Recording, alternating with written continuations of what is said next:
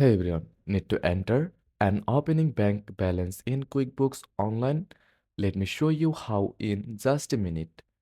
First of all, log into QuickBooks Online and click on the settings icon in the top right corner. Then go to chart of accounts and find the bank account you want to set up.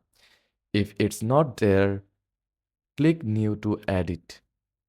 When adding an When adding or editing the account, look for the balance field. Enter the opening balance and the start date. This is the balance from your last bank statement before you started using QuickBooks. Click Save and Close. Now your opening balance is recorded. Head to the Banking tab to ensure everything matches your actual bank statement.